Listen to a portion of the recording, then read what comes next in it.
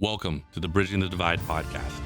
Each week, we'll explore the key factors that have contributed to today's economic divide, hear from experts and changemakers, and offer practical insights for aspiring entrepreneurs who are ready to break down barriers and inspire others.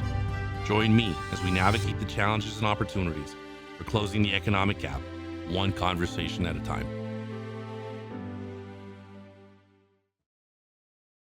Hello. Welcome back to the Bridging the Divide podcast. I'm your host, Rolando Bonilla. So today we'll discuss something I hear every time I'm on the road: sales. How do you get sales? Or in some instances, break down the idea that some things just sell themselves. They don't. You have to do that. First and foremost, and again, I always start by saying this, these are my experiences within the industries that I have been privileged to be a part of. But in my mind, my experience, sales is something that undoubtedly is the differentiator between you being an idea and you being a business. Let me further explain. You all know, and some of you do it, those friends that talk about the business. They spend hours and days and months on the business plan. They can talk to you about the EBITDA. They'll talk to you about the different verticals. They'll talk to you about everything under the sun about this amazing business. And a lot of times they sound pretty cool. Won't lie to you. But then you never hear them talk about the most important part of the business: how to turn those great PowerPoints and, discussions on business theory and verticals into an actual transaction. And you see, therein lies the big misnomer that I at least have seen, is that from my vantage point, you aren't a business until you have a customer. Everything before that point is purely theoretical.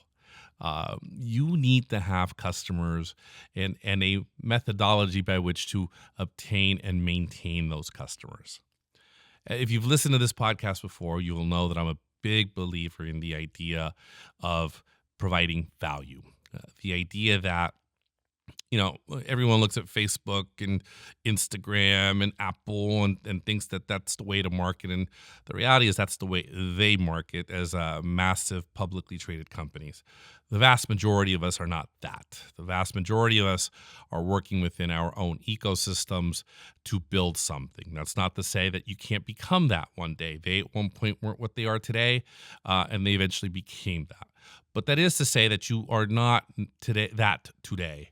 And because of that, you have to do everything in your power to, number one, have the confidence to not just talk about your business, but actually tell people what it is that your business does. And to me, what I have seen is that if you start in the most natural place, which is your own ecosystem, there are countless folks who at the very least would be interested in having that conversation and talking to you about the probability of your problem-solving solution or experience being something that they may want to incorporate into their lives. Now, some of you, I've heard this feedback many a times. I don't want to be an icky salesperson. I own a business and what we're doing is noble. Yeah. As noble as it may be, it's still going to need you getting customers. And it's still going to need for you, the need you're going to have is for those potential customers to not only trust you, because the trust part allows for them to listen to you, but for you to actually have something substantive to offer them. I remember, when I was in law school, if you're my law school classmates, you know who you are. When I raised the conversation, in law school, some folks would say to me, "Hey, we're lawyers. We're practitioners of the law. That's what we do. We're not salespeople." Well, newsflash: the concept of billable hours literally explains to you that a large portion of what you do in the profession is sell your hours. In other words, you are a consultant who happens to sell the product of law. And the thing is, when you understand that, though, whether it's law, whether it's a restaurant, whether it's a consulting business. When you understand that, then it makes the conversation a whole lot easier because you recognize that you do have to sell that product. And selling shouldn't have kind of that icky connotation that some folks give it. The way I look at it is I'm not selling, I am sharing something of value that helps society from my vantage point. So why not start selling that solution to a problem to my ecosystem? Why not, rather than selling, share, right? That idea, share that product, share that problem solving opportunity, and give my ecosystem the chance to benefit from it. So, if you don't get past that point, and I see this happen all the time, then what happens is you get stuck in this purgatory of, ooh, my idea is just not perfect yet, or ooh, my idea just, I just need a couple of more opportunities to meet with X and Y, and then at that point, I may be able to go public. Well, the reality is you're not going to know what you have until you actually hit the field and start competing. I know for me, when I started, the concept of the company wasn't ripe. It wasn't perfect. There was a lot of failure. I remember that my then business partner and I, we went through a period where we were having difficulty really getting our feet under us. And I remember we went to Palo Alto, the heart of the Silicon Valley, right? And I remember saying, if massive tech companies can be born here, why not a small consultancy as well? And the idea and the conversation at that point became one of, this product isn't going to sell itself. As cool as we think we are, given all the press coverage that we were getting at the time, as cool as we thought we were, people weren't just gonna run to our office and say, it's you are the solution to all my problems, and we want to hire instantly. That's just not how it works. Well, at least for most of us. The reality is that from that meeting, what came out was a plan that allowed for us to build out our network, and allowed for us to really preach about the value of what we did at that time. And, we were pleasantly surprised when people not only listened, but embraced what we had to say. And that was a really massive turning point and a lesson for me, which was that this product, as cool as I thought it was not the most important thing in the world to everyone else. So someone had to not just talk about it, but really had to be that brand ambassador, really had to live it, really had to go knock on those doors and get rejected. I've been in this space for 15 years as a company, and I will tell you, rejection is such a normal part of my day. I don't take it personally. I understand that a no is a no at that time.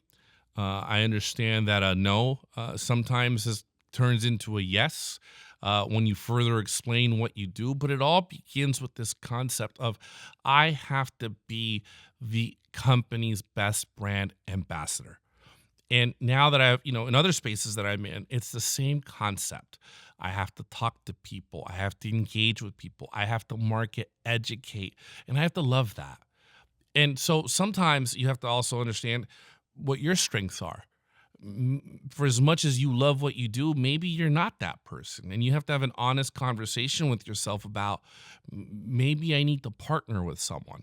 And if partnership's not something you want to do, then you have to also ask yourself, what are the things I can do to be a better version of myself, to truly be that brand ambassador, to give this company, this restaurant, this idea the best opportunity to grow and flourish. I had a conversation with someone not too long ago, starting a company, and their company was event planning. And I remember thinking, that's a great business. It's a detail-oriented business. It's something that a lot of people need, and I thought it made sense for this person. But then when I asked that person how they were going to talk about their company, they kept referring to me to a constant contact email blast strategy that they had in mind. And I remember telling them, at this point, an email from you is random. They don't know who you are. They don't know what you're about. They don't know anything about your service. And sure, you may send out 1,000 emails and get one inquiry, but you're probably better strategically if you would focus your time and energy on actually talking to people within your ecosystem and introducing them to that business. And the response to that was, well, I'm not so sure that's the right approach.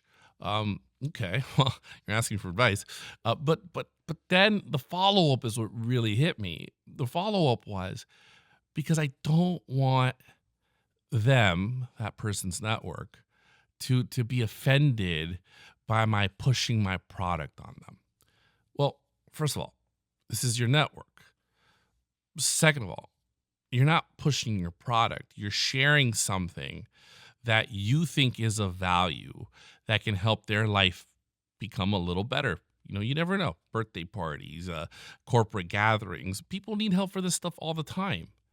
But if you're not willing to even have that conversation with your ecosystem, and right off the bat, you're negotiating against yourself and not giving yourself the best opportunity to have those conversations, then the likelihood of your business succeeding, and by the way, I already said this in private to the individual, so there's, this isn't going to be a letdown when they hear this, but it is low to none. Because if you can't talk to the people around you about what you're doing, then you sure as heck aren't going to be able to talk to everybody else. And you're also not going to create a level of energy and momentum if you can't get your base to start talking about you, to start hiring you, to start inquiring about you. How are you going to perfect that pitch if you're not even talking to people you're already comfortable with? You think that conversation is going to get better with someone you've never met in your life? Probably not. So to be successful in terms of developing that sales pipeline, you have to start, back to what I said in one of the earlier episodes, you have to start with what you have. Who's your network? Who are your folks? Not everyone has to be, there's this notion that, oh no, my network isn't strong, but you don't know what's in your network. You don't know the capacity of your network. I remember when I started the East San Jose COVID Relief Fund, it was right after the pandemic. Businesses in East San Jose were being severely impacted at the time. City of San Jose was not stepping up. These businesses were feeling that pain. When I started that fund, fresh out of the hospital myself from COVID, I did not know what was going to be possible from a fundraising standpoint, but I did it. And within a short amount of time, we had already raised a little over six figures, $20 donations, $100 donations, a lot of it from my ecosystem. Some of it from folks who saw the campaign on television and wanted to be helpful and would write checks for $10,000, $15,000. But the point I'm trying to make is you don't know what your network is capable of or willing to do unless you actually put them in a position where you can provide them the opportunity to provide your service, to provide your product, to make their life a little better.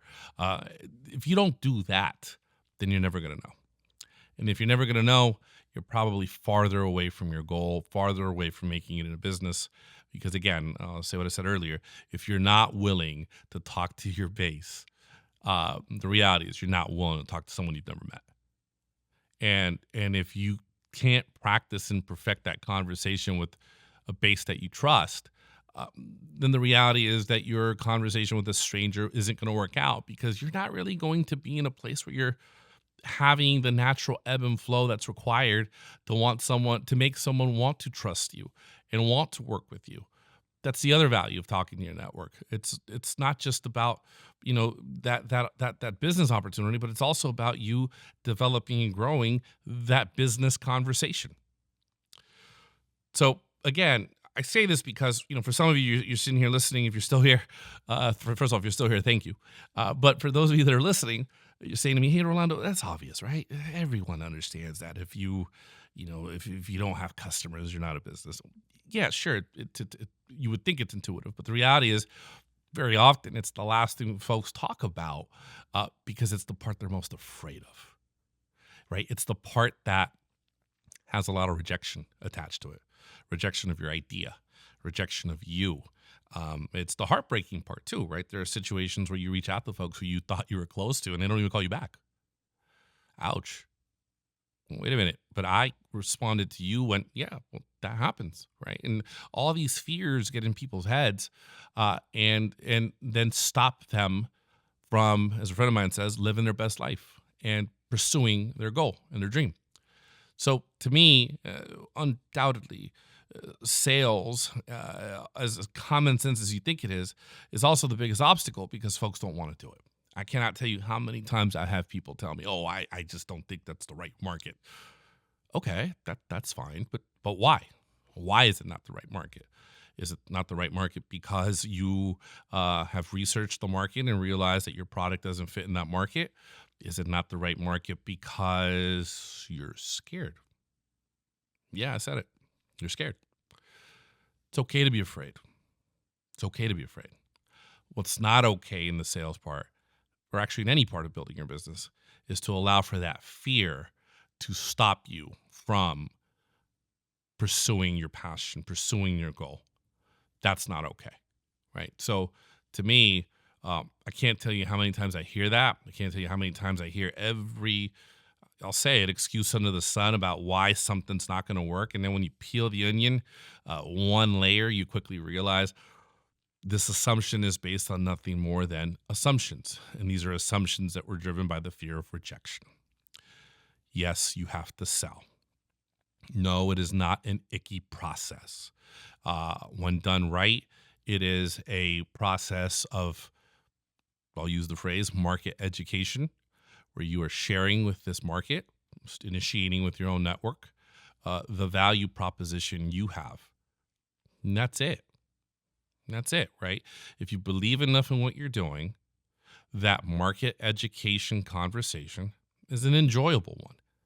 This podcast is an example of that for me, for example. Am I, going to hit 1 million followers? Who knows? But do I enjoy this? Am I getting better after every show? I hope so. But I'm going to keep doing it, right? I'm going to keep doing it because I enjoy this. I enjoy sharing this information. It's a space that I am immersed in fully. I spend a lot of my time helping small businesses grow. Proud to have a lot of success stories out there. But at the same time, what's driving me is that I feel I've got a value proposition for you. And it's up to you to determine whether you think it's a value to you and if you want to take that value in. And if you don't, then hey, life goes on. That's okay. And if you do, great. This is why I'm doing it, right? So that's sales. That's 100% sales. It's tough, but I'll tell you this. Here's the best part. Once you accept that rejection is a part of it, once you accept that, you shouldn't really put expectations on people, you should just put your product out there and kind of see where it goes, it actually makes the process that much more enjoyable. Like I said, get rejected all the time. Doesn't bother me. Part of it too is kind of the way I've lived my life. But what does get me excited is when I am able to provide that value and folks are able to see it. And I see how it enhances their life and I see how it makes their experiences better. That's what gets me going. Or when, folks I'm helping are doing the same with their customer base. And I see the success from accepting the fact that fear is okay, being paralyzed by that fear is not, and then getting over that fear and then seeing the positivity that comes. That's what gets me excited. And that's sales. Sales is that number one hill that a lot of folks don't want to rush up to. But when you cross over and you actually get that customer, now you're cooking with gas, right? Now you're a business. Now you can say you're an entrepreneur, right? Now you can say that you're providing value, and you can work on making it better, and you can work on expanding it. But again, providing that value. Because when you provide that value, starting with your own ecosystem, that value is something that folks won't forget. And that too is part of the sales process. When people start trusting you, when people start seeing that you not only kept your word about the value, but exceeded that word, they're going to be much more willing to share your name with others that they trust, who they want to experience the same value and positivity that they're experiencing. Now, You're really moving, right? Because now you've gotten over that fear. You have demonstrated through your work, through your talent, through your commitment, the value that you're providing. You've provided that value. And now your actions are also a part of the sales process because now people trust you. Now they want others to be a part of what you are a part of. And that, my friends, is really when you start seeing it all come together. So in a nutshell, right? Sales, you have to have it. It's got to be a frontal, part of your conversation with yourself as you're developing this business plan. I tell folks a lot of times, and again, this is my take on it. When I look at these business plans, oftentimes I hear, I see these percentages and, I see these acronyms and verticals and this and that and this and that. And I go back to, okay, that's great. Sounds good. But how are you going to talk to people? How are you going to talk to people? Your brand is non-existent right now. So, marketing plan to get eyes on you, great. You'll get tons of eyes. But if people don't know what you do, people don't trust you, that may not turn into anything. And that's what we want to move away from, right? So focus on the sales. You're not selling don't get that icky connotation out of your head. What you're doing is you're market educating.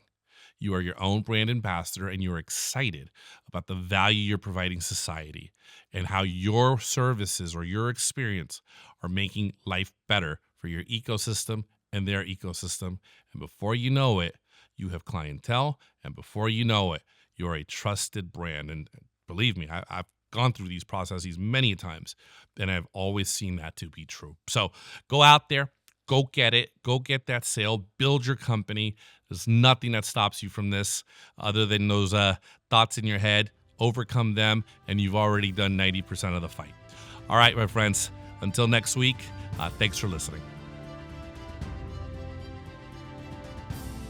Thanks for listening to the Bridging the Divide podcast. If you enjoyed today's episode, please leave a review, share with a friend, and give us a follow on all of our platforms. Special thanks to you for taking the time to listen today.